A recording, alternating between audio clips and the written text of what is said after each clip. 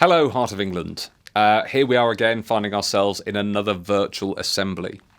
The purpose of today's assembly, which will be led by myself and by Mr. Haston, is to make sure that you are all really clear about some of the changes that we are going to be making in terms of the systems that we use. The first thing that I want to talk about is lates. In particular, I'm going to start with being late into school of a morning. The vast majority of you make it into school on time. You are in and on the yard for 10 to 9 and making your way to registration, and you get your present mark during tutor time. However, it has come to my attention that there are a significant minority of students who continue to arrive at school late. There are some students for whom I know there are legitimate reasons as to why they are late in the morning. However, there are many of you arriving in school and signing in and then not making your way to tutor. So it's important that I let you know that as of Monday, we will be texting parents for students who arrive in school late, to make them aware that you arrive in the building late, because there have been conversations that have taken place between your pastoral managers and home where parents are expecting you to be in school. So we'll be making more contact with parents.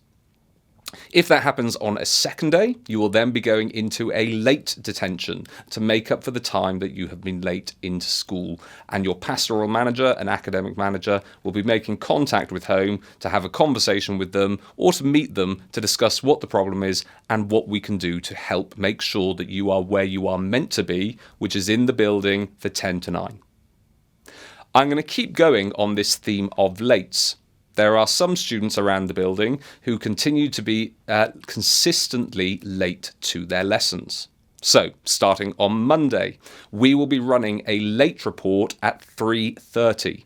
This is where we will accumulate all the minutes late that students have amassed over the course of the day. Those students with 10 or more minutes late during the course of the day will be receiving a late detention.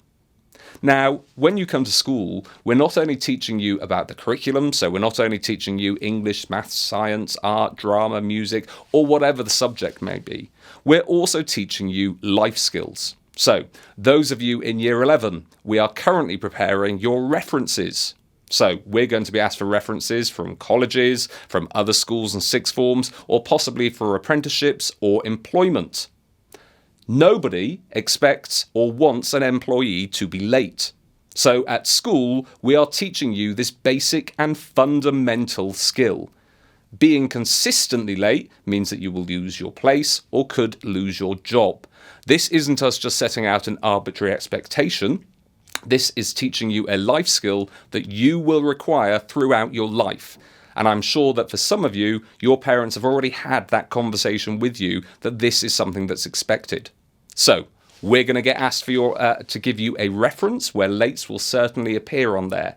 Don't expect that you're going to be given outstanding or excellent if you are consistently late to school. So, in terms of being late to lessons, that late report will be run period 5 with sanctions being applied to any student who is 10 or more minutes late during the course of their day. If you're sitting there, as seems to be a frequent conversation that I'm having with students, thinking that you don't have your timetable, that you don't know, make sure to ask your tutor this week if they can print you a copy.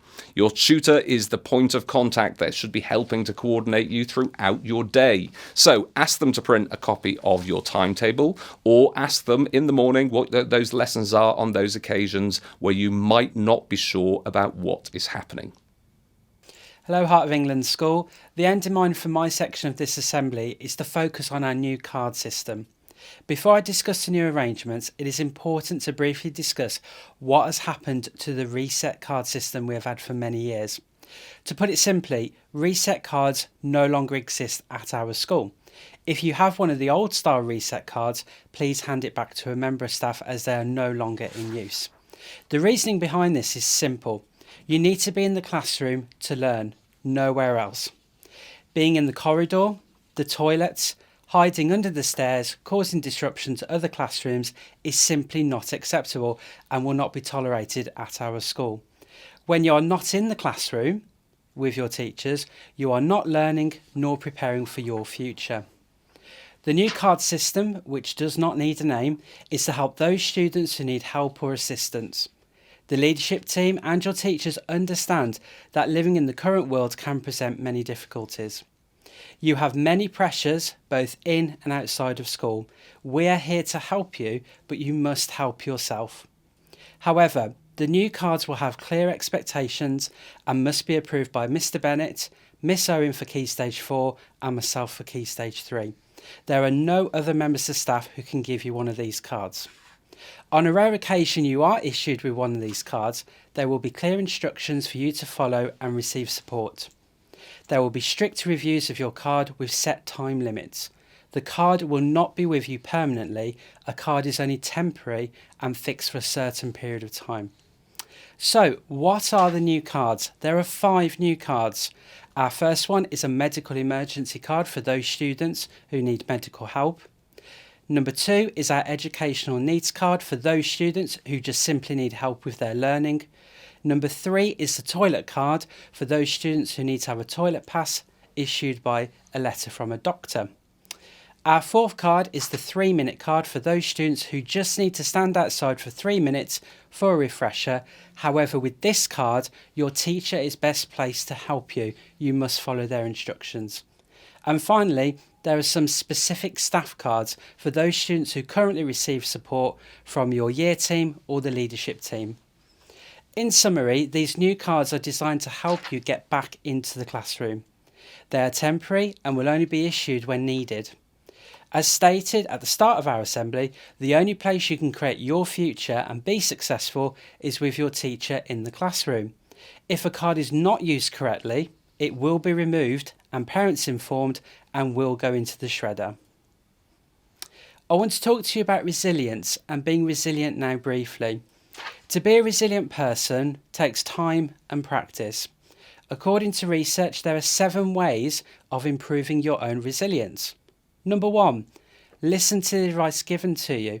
If you have experienced a negative situation, listen to feedback and handle the situation differently. Number 2, being confident. Being able to handle situations better will improve your confidence. 3, having close friends who you can actually trust. Number 4, contribute to our school community. Rather than moaning about what has happened, why not look at the situation differently? Find a solution, talk to your teachers. 5, having coping mechanisms to calm yourself down. Your pastoral and academic manager cannot see you immediately. You need to wait, book an appointment with them, and then they will see you. Number 6, take responsibility for your actions. When you have done something wrong, admit to it and move forward. And finally, do not hold a grudge. Who wins? Nobody. Holding a grudge will just make you into a negative person. Being a resilient person is what employers are looking for, be that an apprenticeship, university, or a place of work.